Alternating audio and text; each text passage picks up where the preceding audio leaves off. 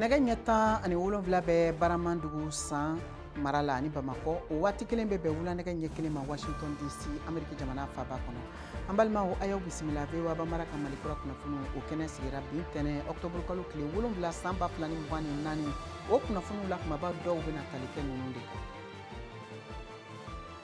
Mali dugukolo feere cakɛda so min bɛ wele ko Société Immobilier ACSA ɲɛmɔgɔ Madame Ba Arabia Touré welela Mali jamana kiiritigɛso fɛ alamisa tɛmɛlen k'a bila bɔgɔ jeninen kan. VOA Bambara ye sɛgɛsɛgɛli minnu kɛ a ko ɲɛ la Modibo Danbele bɛna o lase an ma sisan jɛmukan kɔnɔ. Mali ka kɛɲɛ ni jamana ɲɛmɔgɔw ka tɔgɔla pankulu sanni ye min kɛra jamanatigikɔrɔ Ibrahim Boubacar Keita ka fangamara waati a ka minisiri kɔrɔ minnu minɛna a n'a kɛrɛfɛmɔgɔw ka bila kiiritigilamɔgɔw ka bolo ka kiiritigɛw baaraw bɛ senna min daminɛna ko kura bin ntɛnɛn Mariam Kuyate ka bɔ Bamakɔ ale bɛn'o walawala.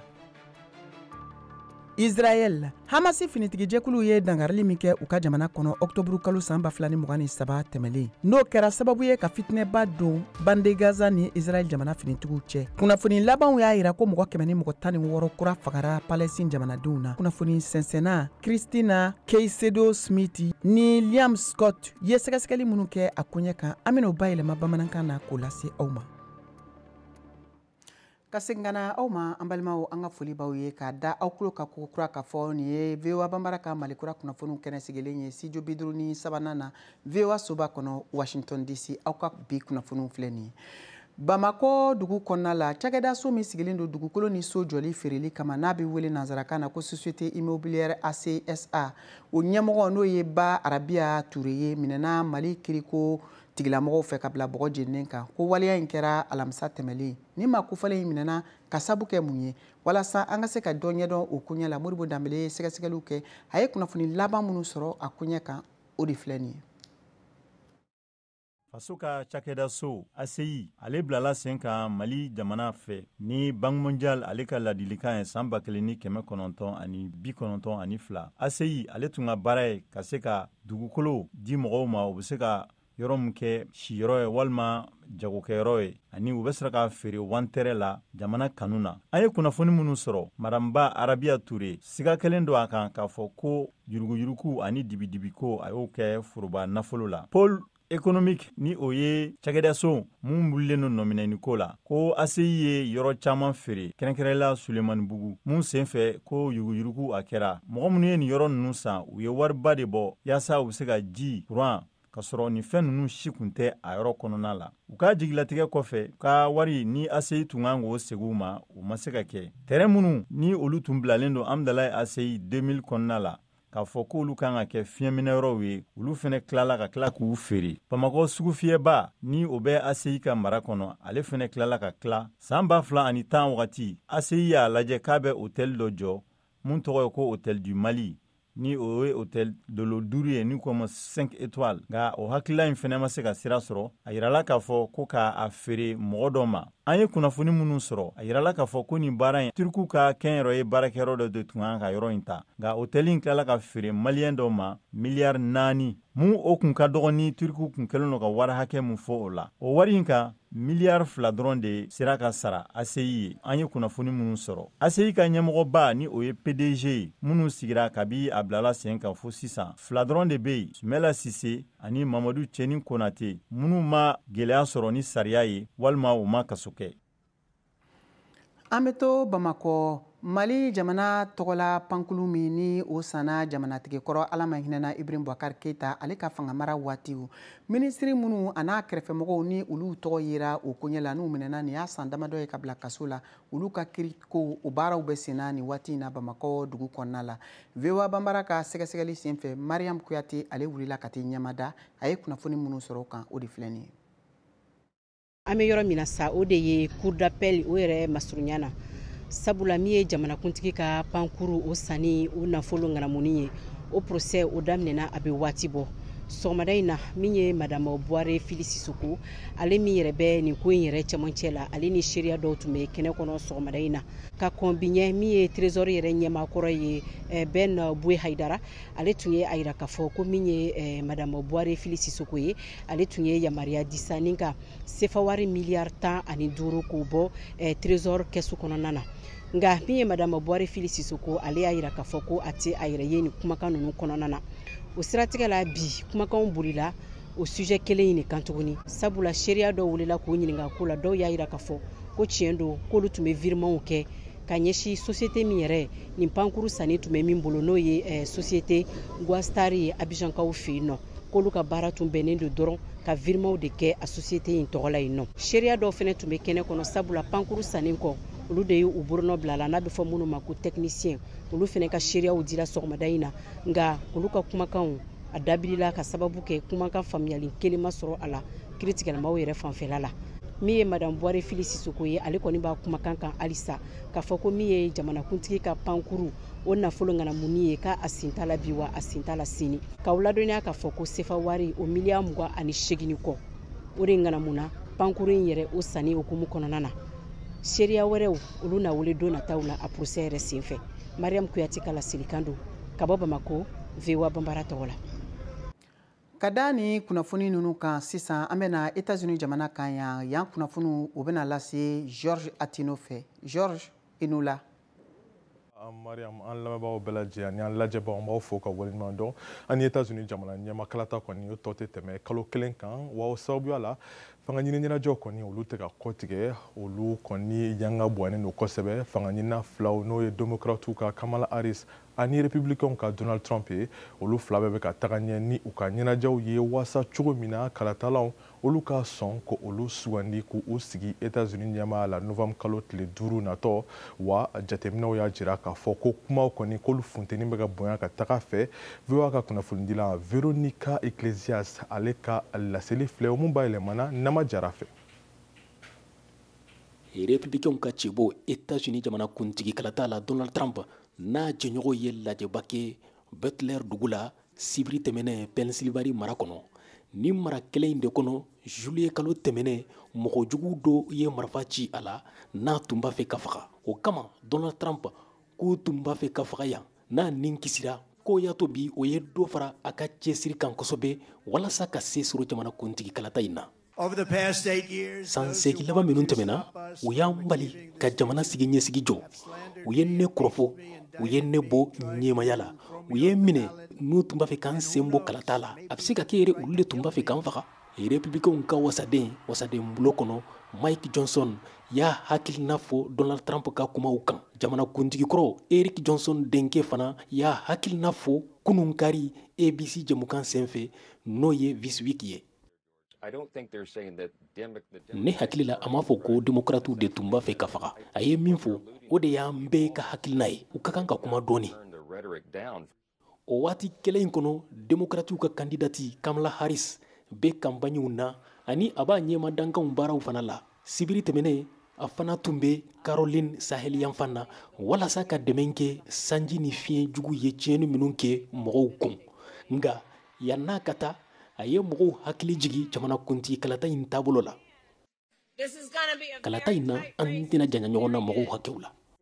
Adam Schiff démocrates ka wasaden y'a hakilina fɔ démocrates ka sebaya kan jamanakuntigi kalata in na mi The Press jamukan senfɛ ABC jabaraniso la komi jamana tilalen don o la an bɛ se ka se sɔrɔ fo mɔgɔ ba 100 la walima mɔgɔ ba 80 hakɛw la mara nafamaw kɔnɔ sifin minnu tun m'u sen don kalata in na u bɛɛ nana k'u cɛsiri ne hakili la an bɛ se ka se sɔrɔ nka an tɛna janya ɲɔgɔn na mɔgɔw hakɛw la nin dɔgɔkun in na Kamala Harris bɛna kuma kunnafonidiso caman kɔnɔ i n'a fɔ talk-show jamukan n'a ka di mɔgɔw ye kosɛbɛ États-Unis o kɔfɛ a bɛ taa ni a ka campagnew ye Nevada alamisa ani juma nata Arizona Donald Trump fana ka bololosira fɛ y'a jira k'a bɛ taa ni a ka campagnew ye Pennsylvanie mara kɔnɔ arabadon a b'a daminɛ ni Scranton dugu ye o don kelen na a bɛ lajɛba kɛ Reading dugu la. An bɛ to États-Unis y'aw hakili b'a la an tun y'a fɔ aw ye ko fiɲɛjuguba dɔ mun tɔgɔ yɛrɛ dara ko Hélène o ka ko kɔni tiɲɛnikɛnɔw bonyana kosɛbɛ wa nin waati yɛrɛ la ni kisilan kɔni olu bɛ ka fɛɛrɛ bɛɛ lajɛlen tigɛ cogo min na ka dɛmɛ don a ma kasaratɔw ma o tiɲɛniw kɛra mara min kɔnɔna la wa fiɲɛjuguba wɛrɛ kelen don ka i kun ɲɛsin o mara kelenw ma Arash Arabasadi ale ye VOA ka kunnafoni ye ale ka laseli filɛ nin ye o mun bayɛlɛmana Kadiatu Traore fɛ. Drone bɛ ka bɔgɔdurukudurukuja dɔw ta New Belgium Brewing Company kɛnɛmanaw la Asheville, Caroline du Nord mara la. Deli kɛlen bɛ nin waleya ninnu yeli la ka taa l'Amérique bayan fanfɛla sigidaw la dɔgɔkun 2 dɔrɔn sanji fiɲɛbamaba in ka tɛmɛli kɔfɛ. Jizon jiginna nin sigida in kunnafoni sira yɛrɛ dɔw ka fɔ la sanji ni binna fo santimètre 75 ɲɔgɔnna la. A sanji kasaramaba in senfɛ mɔgɔ 220 ɲɔgɔnna de nin tora a la. O bɛ a kɛ sanji kasaramaba min fagaliba kɛra min na Katrina ta kɔfɛ san 2005 wagati la. Marakɛlaw ye a sɛbɛntiya k'a fɔ ko furuba fanga ka jaabiw makɔnɔnen don ka ko wa k'a bɛ sen na. We've got thousands of responders on the ground right now. An ka mɔgɔ bayirika caman de bɛ sisan lakana baaraw la. Olu cɛla dɛmɛkɛlaw minnu tɛ sara caman bɛ a la ani fana mɔgɔ minnu bɛ kɛnyɛrɛye baaraw kɛ olu fana bɛɛ bɛ a la ani an baarakɛɲɔgɔnw sigida in yɛrɛ kɔnɔna la ka fara garde nationale kan. Olu de kɛra maa fɔlɔw ye ka taa sigida in na ka mɔgɔw lakana. On the ground. An bɛ waati min na sisan yan dugu in kɔnɔ yan n'o ye Black Mountain ye. Baara bɛ senna baarakɛlaw fɛ yaasa ka se ka ji ɲuman lasegi k'a tugu Asheville la ji kan ka baara yɔrɔ minnu na ka sɔrɔ k'a jɛnsɛ k'a di mɔgɔw ma.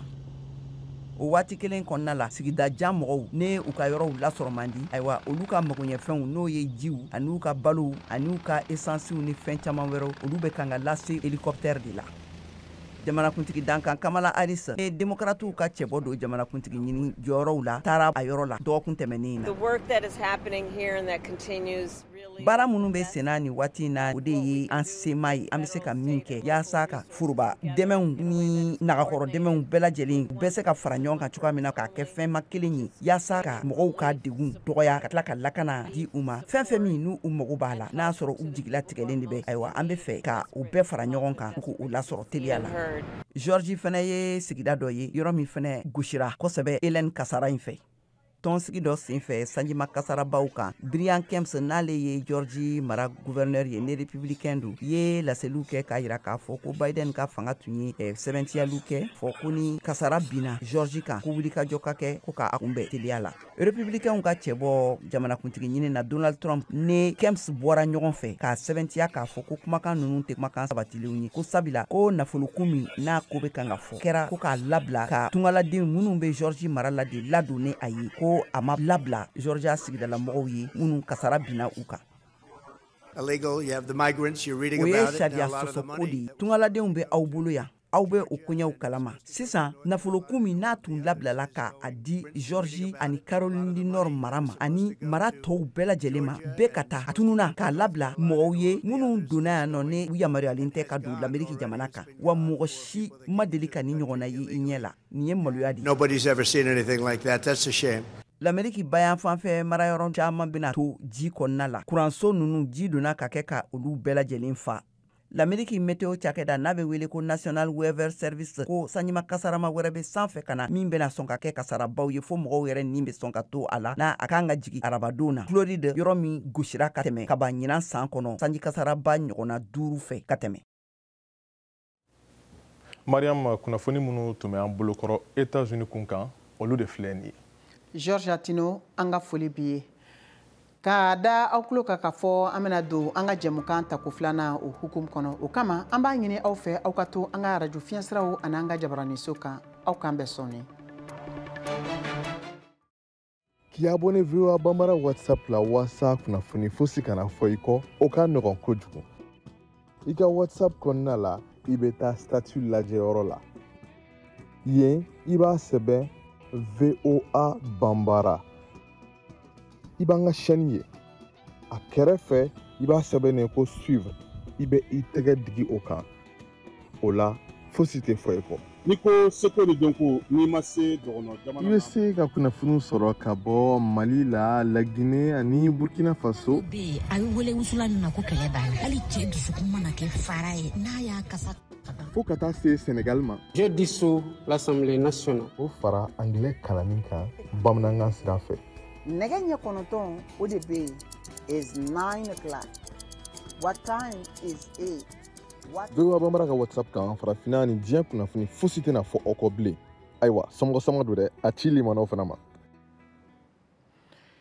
An balimaw an ka foli b'aw ye ko kura an b'a da aw tulo kan hali bi k'a fɔ aw sɔgɔlen don VOA Banbara ka Malikura o kunnafoniw na nin waatinin na an bɛ kunnafoniw kɔrɔcɛ ka taa n'a ye Israel jamana kan kɛlɛ min donnen don u ni Hamasi ka finitigijɛkuluw cɛ kabiri u ye dankari Israel jamana la min kɛra octobre kalo san 2023 a yirala k'a fɔ kɛlɛ in kɔni jilajalen don an bɛ waati min na ko sisan o nɔgɔnin fɛ kunnafoni laban minnu binna y'a yira k'a fɔ ko Palestine jamanaden mɔgɔ 100 ni mɔgɔ 16 wɛrɛ bɛ yen minnu bɛɛ lajɛlen fatura minnu fagara ka bɛn bin tɛnɛ sɔgɔmada joona waati ma VOA ka kunnafonidila Christina Kesedo Smith ani Lam Scott olu de ye nin laseli kɛ min bɛna bayɛlɛma nin waati in na Mohamed Ture fɛ bamanankan na. Hamas ka bingani min kɛra octobre kalo o tile 7 na o ye mɔgɔ 1,200 faga Israel jamana na. O jatige walekɛlaw ye mɔgɔ 251 weleku. O bingani nin ye kɛlɛ daminɛ min bɛ sen na fo kana se bi ma. More journalists were killed. Kunnafonidila minnu fagara kɛlɛ dɔgɔkun 10 fɔlɔw la olu ka ca ni mɔgɔ minnu fagara jamana kelen kɔnɔ san kuru bɛɛ kɔnɔ. Jɛkulu min bɛ kunnafonidilaw lakana o ka fɔ la mɔgɔ minnu fagara fo kana se octobre kalo tile fɔlɔ ma olu ye Palestine jamanaden 111 ye Israel fasoden 2 ani Liban kunnafonidila 3. Mɔgɔ 35 jogina mɔgɔ 2 tununen mɔgɔ 54 minɛna. There is also gɛlɛyaw fana bɛ yen kunnafonidilaw ka kunnafoni sɔrɔli siratigɛ la wa ne ka ko kelenw na nin ye kibaruya ye min bɛ mɔgɔw lafili kosɛbɛ an ma deli ka min ɲɛnabɔ ne ka kunnafonidi baara jan kɔnɔ. We've ever had to deal with in my long career as a journalist. Tarek Haji ye Gaza kunnafonidi sɛbɛn ciba ye Mondo West fɛ bɔlɔlɔkan gafe min bɛ Palestine jamanaw Israel ani Amerik politikikow ɲɛfɔ a y'a ka ɲɛnamaya bɛɛ kɛ Gaza dugu la. And every time I was walking tuma n'a tamana Israel ka drone o ni kɛlɛkɛ pankuru jukɔrɔ n y'a ye ko segin o segin la u bɛ se ka bɔnbu dan kan k'an lamini baw ne b'a dɔn k'u bɛ kunnafonidilaw de laɲini wa ne b'a dɔn k'u t'a fɛ fo se ka bɔ Gaza ka se jamanaw ma. Mondo West sigilen don i n'a fɔ kunnafonidi yɔrɔ min bɛ taa ɲɛ a ye kɔrɔfɔ sɔrɔ dɔw b'a jate min ye ko Israel kɛlɛli kɛ. Israel fanga ye a sɔsɔ siɲɛ caman ko a bɛ kunnafonidilaw de laɲini nka duniya kiiritigɛsoba n'o ye CPG ni jɛkulu wɛrɛw ko Israel lafasali tɔn kan ka jaabi di mɔgɔ minnu fagara kosɛbɛ kunnafonidilaw cɛ a bɛ se k'a fɔ ko mɔgɔ minnu sara olu bɛɛ ye Palestinikaw ye. They're also the only people u dɔrɔn de bɛ se ka kunnafoni di Gaza ko la baw jamana wɛrɛw ka kunnafonidila si ma sɔn ka don o de kama u bɛ kunkan baaradaw bɛɛ ta n'o ye ka kunnafoni di kɛlɛ ni nɔfɛkow kan Gaza mara kan. Jogi ni saya dɔrɔn tɛ farati ye kunnafonidilaw bɛ min sɔrɔ. Some of the dangers farati dɔw tɛ farikolo dɔrɔn ye nka u bɛ tali kɛ fana bɔlɔlɔ kan kunnafonidilaw ka tɔɔrɔ ani u bagabagali la. Duniya kelenya tɔnba ye binganiw jalaki kunnafonidilaw kan k'a fɔ ko cisama o ni kumakanw bɛ yen minnu bɛ mɔgɔw jɔrɔ binganiw kunnafonidilaw kama hali n'u donna ka jɛya i n'a fɔ k'a jira hakika la ko kunnafonidilaw don. Duniya kelenya tɔn ka kunnafoni dɔ jaabi la Israel sɔrɔsiw y'a jira k'u tɛ marifa ci dugudenw la ni laɲini ye kunnafonidilaw fana sen bɛ o la. Hajjɛ hakili bɛ mana komi a ka sɛbɛn minnu bɛɛ la a ye minnu ɲɛfɔ kabini octobre kalo tile 7 na. A ko dɔw tun bɛ tiɲɛni kɛ sɛbɛnninw na nka a b'a dɔn ko a kan ka taa fɛ ka kunnafoni di o ko kelenw kan. An bɛ taa Tunisie jamana kan u ka jamanatigisigi kalata kɔfɛ min kɛra san 2021 min kɛra sababu ye u ka jamanadenw ka kalata jamanatigi Seyd Keita Saïd ye a yirala k'a fɔ k'u ka jamanatigisigi kalata ta ko filanan min n'a kɛra o cɛbɔ ye n'o kɛra kunun kari ko a bɛna sɔn ka sebagaya sɔrɔ ko kura o jamanatigisigi o kalata la sɛgɛsɛgɛli labanw y'a yira k'a fɔ ko mɔgɔ minnu tɛ jamanatigi Keita Saïd fɛ caman kɔni kelen don k'a yira k'a fɔ ko nin bɛna kɛ hakilina kura wɛrɛw ye a k'a ka jagoya fanga daga sigi Tunisie o jamanadenw da la. An bɛ taa Bamakɔ baw Mali kɔnɔna sɔrɔ busumbaga ni o ye Etienne Fakaba Sissogo ye ni a minɛna kabiri marisi kalo waati jamana ɲɛmɔgɔw fɛ k'a fɔ k'a ye hakilina kunnafoni dɔw di ko min tun b'a se ka basigibaliya la don jamana kɔnɔna la a ka kiiritigɛw baaraw k'olu bɛ sen na nin waati in na Bamakɔ. VOA ka kunnafoni dila Mohamed Danyogo ale b'an bolo nin waati in na nɛgɛjuru sira kan an bɛna ɲininkaliw tɛnkun a la a bɛna minnu jaabi. Danyogo i n'u la. Ayiwa an ka foliw kɔfɛ an y'a mɛn k'a fɔ Etienne Fakaba Sissogo ka kiiritigɛw baara daminɛna Bamakɔ kunnafoni laban jumɛnw b'a ko kan nin waati in na.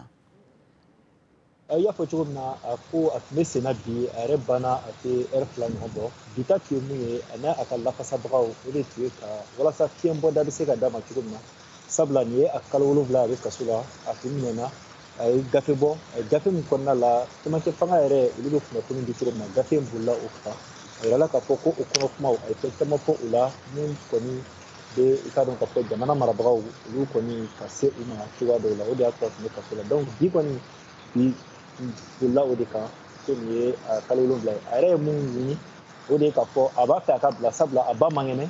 jabɛti b'o la ale yɛrɛ man kɛnɛ jabɛti b'a la wa a denw bɛ yen olu ɲɛnafin b'a la a b'a fɛ ka t'u kɔrɔ k'u ladon wa ale yɛrɛ ye sanfɛ ekɔliso karamɔgɔ ye a ka labila ekɔlita sera a ka se ka taa ka kalandenw olu kɔrɔ wa laɲini laban pour que a ka se ka labila a y'a yira k'a fɔ ko min ye kamesi ye n'o ye sanfɛ karamɔgɔw ka ɲɔgɔndanba dɔ ye a ye jɔnjɔn sɔrɔ o la a ka labila a ka se ka o baaraw tɔ labɛn ka walasa a baara tɔw olu ɲɛsigi a ye o de fɔ nka a ma labila fɔlɔ sabula u y'a yira k'a fɔ dɔgɔkun dans une semaine le 14 octobre kalo tile 14 nata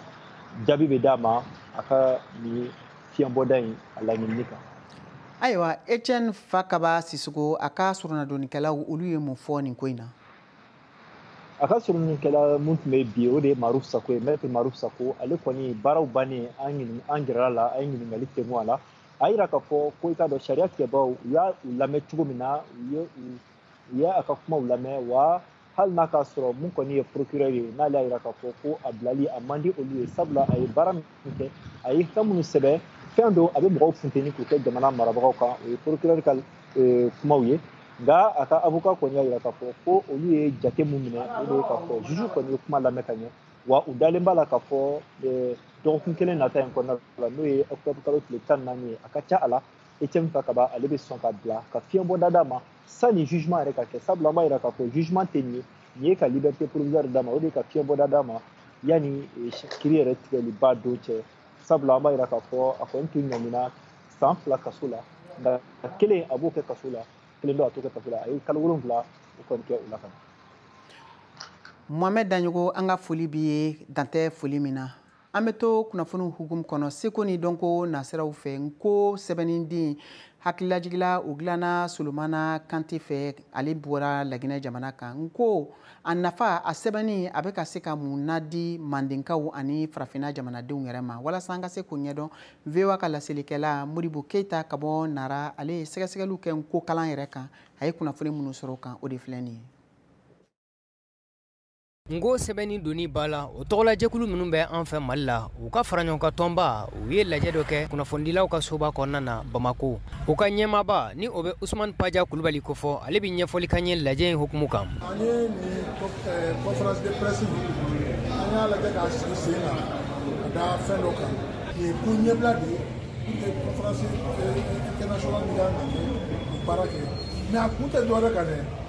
loi organique min n'a labɛnnen b'u bolo loi organique na o ye sɛbɛn dɔ bɛ yen nɔ ko alphabet phonétique international ni mɔgɔw b'a fɔ a ma ko balikukalan baliku sɛbɛnni u y'o de ta alors que assise nationale kɔnɔna la assise ye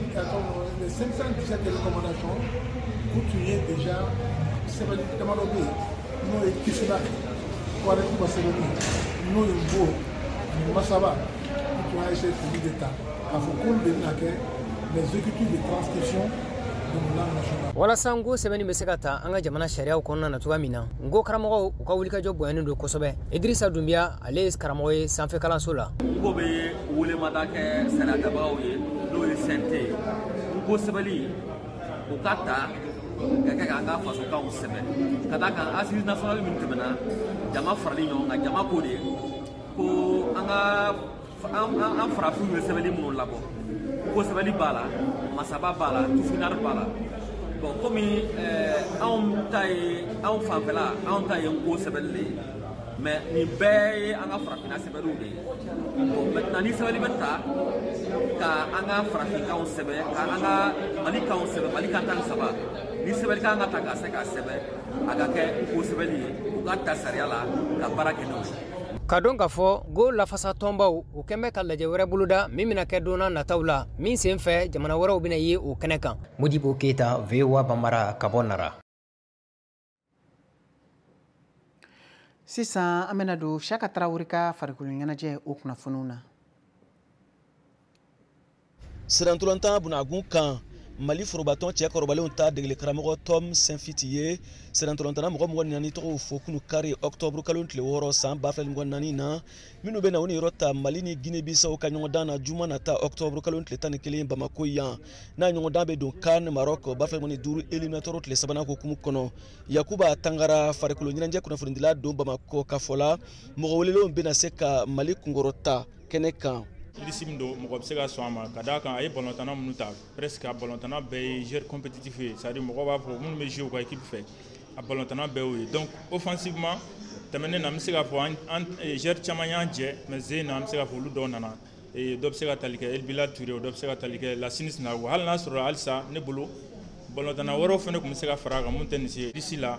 ɲɔgɔn sama tɛ b'a la joueur minnu m'a jɛ par exemple Kamori Doumbia a y'o fana expliqué a ko sa Kamori depuis ni saison daminɛ la a ma deli ka 90 minutes plein temps ça veut dire que a bɛ match bɛɛ lajɛlen daminɛ comme remplaçant donc a bɛ fɛ ka temps dɔ d'a ma n'an ko k'an b'a ta globalement cɛmancɛ bolo fɛ donc je pense que problème tɛ yen nɔ défense la donc an y'a lakɔlɔsi latéral gauche ko fana o problème bɛ yen nɔ a bɛ ka hésiter est ce que latéral gauche yɛrɛ a bɛ n'o utiliser a kuma ni kuma an b'a ye k'a fɔ a bɛ ka latéral droit bila ka taa latéral gauche la donc an kɔni y'a ye k'a fɔ a bɛ fɛ ka continuer n'o ye mais globalement an bɛ se k'a fɔ kɔni normalement a kan ka se ka équipe bɔ mun kan ka se ka 6 points di Mali ma ɲɔgɔn sɔrɔ fila la Guinée Bissau ɲɛkɔrɔ la n'i y'a ta k'a da i ɲɛkɔrɔ. ɲɔgɔndan nata in na sirantolantana dɔw bɛna ye minnu tun tɛ tɛmɛnen fila la Yakuba Tangara. tɛmɛnen na an b'a ye k'a fɔ cadre caman tun bɛ équipe jɛ i n'a fɔ i y'a fɔ cogo min na Amadou Aïdara b'o la Lassine Sinago b'o la Elbilal Touré b'o la défense la an bɛ se k'a fɔ c'est vrai mɔgɔ kura nana Ibrahima Cissé personnellement ne b'a dɔn mais peut-être mɔgɔ caman t'a dɔn c'est un très bon joueur mais o n'a ta bɛɛ an bɛ se k'a fɔ halisa an mago bɛ défenseur expérimenté dɔ fana la k'o fara nin kan i n'a fɔ Ɲagate ninnu fo ka se défenseur wɔɔrɔ ma mais globalement i y'a fɔ cogo min na cadre minnu nanen filɛ ka na équipe va renforcer je pense que tɛmɛnen na o y'an jɛ kosɛbɛ n'i ye bidonko lajɛ sisan tɛmɛnen na an ye occasion min créer n'i y'a nombre an ye sera ka bi min don bi fila en 2 matchs alors que ni tun ye Lassine Sinago dɔrɔn bila yen nɔ walima Elbilal Touré ni Mali dana bi fila ma je pense que Mali tun bɛ se ka 4 bi don donc zena n'olu nana pour moi ça peut être bénéfique pour l'équipe du Mali a bɛ kɛ fɛn ɲuman de ye walasa Mali bɛ se ka victoire sɔrɔ cogo min na nin match fila in kɔnɔna la. O de la Tom Saint-Fit ka kan k'a dɔn ko Mali de ye wane ye nan ko favori. A kan ka ambition ba ta juste a man ka hésiter quoi Mali kɔni ni Guinée Bissau kɔni ne bolo Mali de favori a y'an diya a man diya an de favori donc ale de kan ka ɲini diyagoya la ka taa 6 points ta Guinée Bissau kan walasa qualification je pense que an bɛ se k'a sɔrɔ ni tile 4 na o tɛmɛnen kɔfɛ n'an sera ka match fila gagner. Sini tarata octobre kalo tile 8 Mali sirantolantanaw bɛ fara ɲɔgɔn kan Kabala n'o ye o dagayɔrɔ ye VOA Bambara tɔgɔ la Bamakɔ Siyaka Tarawele kala seli don. Ayiwa an balimaw ne de bɛna dan sigi aw ka bi Malikura kunnafoni na min kɛra dɔgɔkun kunnafoni fɔlɔ ye ka foli ni tanuni kɛ ka taa kelen kelen bɛɛ lajɛlen ma k'aw to aw sigiyɔrɔw la an bɛ foli kɛrɛnkɛrɛnnen bila ka taa an yɛrɛ lamɛnbaga n'an kanubagaba dɔ ma min ye an fa ye n'o ye Usman Bagayogo ye ka bɔ Sebenikɔrɔkaw fɛ yen a ka foli bɛ yan VOA Bambara tɔgɔ la ka foli kɛrɛnkɛrɛnnen kɛ ka taa Mariam Sako fɛnɛ ma Tumkurubugu an ka foli b'a fɛnɛ ye dantɛ foli min na an ye min sɔrɔ bi kunnafoni kɔnɔ k'a ladi aw ma o de tun ye nin ye aw ni ce aw ka kulomajɔ la aw k'an bɛn waati wɛrɛ.